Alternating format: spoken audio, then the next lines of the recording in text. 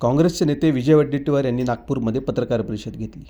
त्यांनी पत्रकार परिषदेतून महायुती सरकारवर जोरदार हल्लाबोल चढवला. आपण आता ऐकूयात वडेट्टीवार नेमकं काय म्हणालेत. इंडिया आघाडीची आजची बैठक अत्यंत महत्त्वपूर्ण अशी बैठक आहे. देशामध्ये जे काही अस्थिरतेचं वातावरण निर्माण झालं, देशामध्ये तरुणामध्ये असलेलं नैराश्य आणि आक्रोश, महागाईनी सामान्य माणसाचं जगणं कठीण करून टाकलेलं आहे. महागाईच्या विळख्यामध्ये हा संपूर्ण देश सापडलेला आहे. डिझेल, पेट्रोल, गॅसचे दर दररोज वाढत आहेत आणि शॉर्टेज आहे.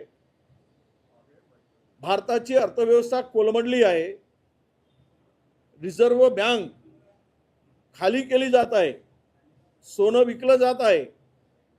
आणि अशा स्थितीमध्ये देशामध्ये तरुण रस्त्यावर उतरला आणि जिकडे तिकडे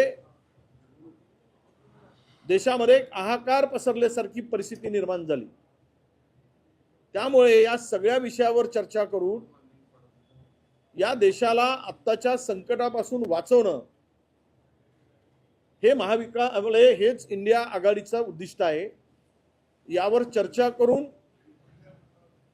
या देशातील पेपर रोज फुटले जात आहेत. CBSE मध्ये पेपर तपासणीमध्ये घोळ झालाय. नीटच्या पेपरमध्ये झालेला घोळ पाहिला आपण.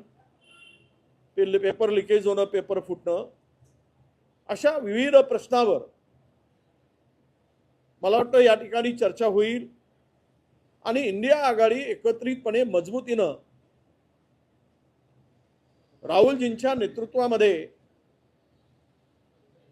ही पुढे जाईल आणि या देशावर आलेला संकट जे आहे त्या संकटाला इंडिया आघाडी तोंड देऊन तोडगा काढण्याचं काम नक्की करेल. यासाठी ही बैठक आयोजित केलेली आहे. खरं तर आपण सगळे बघतो आहोत की यावर्षी अल निनोमुळे प्रचंड भयावह परिस्थिती आता निर्माण होईल अशा प्रकारची परिस्थिती आहे. कारण यावर्षी पावसाचा अंदाज अत्यल्प दाखवला गेला आहे आणि म्हणून या सगळ्यावर या परिस्थितीमध्ये जे राज्यापुढे जे काही आता प्रश्न आहेत,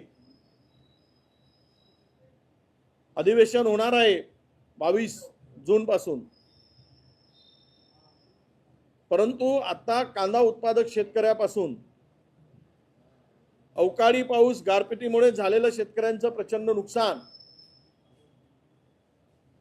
आणि या सगळ्यामध्ये विशेष म्हणजे महाराष्ट्रामध्ये आजच आता आम्ही बातमी वाचली की मुंबईमध्ये 10% पाणी कपात सुरू झालेला आहे आणि अत्यंत अल्प पावसाचा अंदाज बघता मुख्यमंत्र्यांनी या संदर्भात हे सगळे विषय घेऊन एक तातडीची बैठक बोलवली पाहिजेत.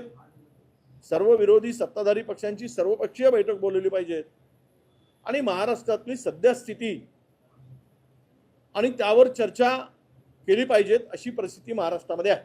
छगन भुजबळ नाराज असल्याची माहिती आहे. त्यांच्या राज्यमंत्री पद मिळालं. असं आहे, छगन भुजबळ आता ज्या परिस्थितीमध्ये आहेत त्यांना कदाचित ते मंत्रीपद सोडायची इच्छा नसेल. परंतु मी असं म्हणणार नाही की माझा तो अधिकारही नाही. राष्ट्रवादीमध्ये विशेष करून अजितदादांच्या राष्ट्रवादीमध्ये काय चाललं आहे याचा अंदाज सगळ्या महाराष्ट्रातील लोकांना आलेला आहे. खरं तर आज अशी राजकीय परिस्थिती आहे की राज्याचे मुख्यमंत्रीच ठरवतात की कोणत्या पक्षाचा माणूस कुठे गेला पाहिजे. तो अधिकार त्या पक्षाकडे आता कितपत आहे यावरही महाराष्ट्रामध्ये राजकीय वर्तुळामध्ये फार मोठी चर्चा आहे. म्हणजे इतर पक्षाचा निर्णय सुद्धा, म्हणजे इतर पक्ष म्हणजे सत्तेमध्ये सहभागी असलेल्या पक्षाचा निर्णय सुद्धा मुख्यमंत्री महोदय घेतात. त्यांच्या नेत्यांना कुठे कुठे ठेवावं, कुठली जबाबदारी द्यावी, कोणाला कुठे पाठवावं, तर या परिस्थितीमध्ये भुजबळ साहेबांच्याकडे जे फडणवीस साहेब चर्चा करून सांगतील तेच भुजबळ साहेबांना सुद्धा स्वीकारावं लागेल, असं एकूण राजकीय वातावरण आहे. मंत्री जर चुकत असेल तर त्याला चोपून काढा असं बच्चू कडू म्हटले. 2029 मध्ये एकनाथ शिंदे मुख्यमंत्री होणार असे ते म्हटले. आता मुख्यमंत्री कोण होईल येणारा काळ सांगेल, मी त्यावर अधिक भाष्य करणार नाही. पण एकनाथ शिंदे मुख्यमंत्री असल्यामुळेच मागच्या वेळेचं सरकार आलं हेही लपून राहिलेलं नाही. त्यांनी ज्या काही योजना आणल्या, लाडकी बहीण, लाडका भाऊ, मुख्यमंत्री ते स्टायपंड आणली, म्हाताऱ्यांना पाठवलं, या तीर्थयात्रा घडवून आणल्या आणि देशामध्ये प्रत्येकाच्या त्यावेळेस सरकारच्या तिजोरीतून एकेका कुटुंबामध्ये 40-40, 50-50 हजार रुपये, कोणाच्या कुटुंबामध्ये लाख रुपये गेलेत आणि ते वातावरण तसं हे केलं गेलं आणि त्याच्यात पुन्हा मतचोरीचा तर विषय होताच. पण यातील श्रेय त्यावेळेस मात्र सरकार आणण्यामध्ये एकनाथ शिंदेजींचा मोठा श्रेय होता, कारण ते मुख्यमंत्री होते. पण आज जे सांगितलं जात आहे की मंत्र्यांना ठोकून काढा चुकलं तर तो त्यांच्या मंत्र्याला, आता मंत्री आमचे तर नाहीच आहेत, त्यामुळं त्यांचेच मंत्री आहेत आणि त्यांच्याच मंत्र्याला ते ठोकून काढायचा इशारा देत असतील तर त्याची सुरुवात लोकांना सांगण्यापेक्षा बच्चू कडूंनी सुरुवात करावी, मग जनता सुरुवात करेल. बच्चू कडू असं देखील बोललाय की 1996 ते 2026 पर्यंतच्या सर्व शेतकऱ्यांची कर्जमाफी करा आणि त्यासाठी वाटेल तर सरकारनं कर्ज काढावं, कर्जमाफी करावी, केली नाही तर पुन्हा एकदा आंदोलन. नाही, बच्चू कडू काय आंदोलन करतील तो त्यांचा विषय, त्यांच्या पक्षाचा विषय आहे. या सरकारच्याकडे आहे काय कर्जमाफी करायसाठी? त्यांनी आम्ही दिलेल्या कर्जमाफीमध्ये 19 पासूनच्या त्या लोकांना सुद्धा वगळून टाकलेला आहे.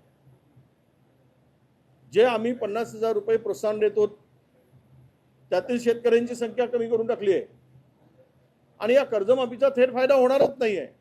ही सरसकट कर्जमाफी नाही आहे, ही अटी आणि शर्ती लावून दिलेली कर्जमाफी आहे. त्यामुळे ते संख्या दाखवत आहेत, ती संख्या सुद्धा यामध्ये बसणार नाही.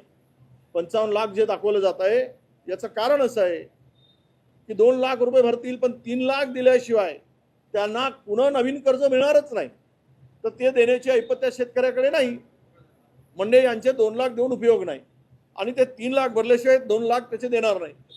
अशा सगळ्या मध्ये मला वाटते फार तर हा आकडा 15-20 लाखाच्या घरात जाईल, हे आकडा फुगवून सांगितला जात आहे. हा शेतकऱ्याला फायदा होणार नाही. या कर्ज ही बनावट आणि फसवी बनवाबनवीची कर्जमाफी आहे.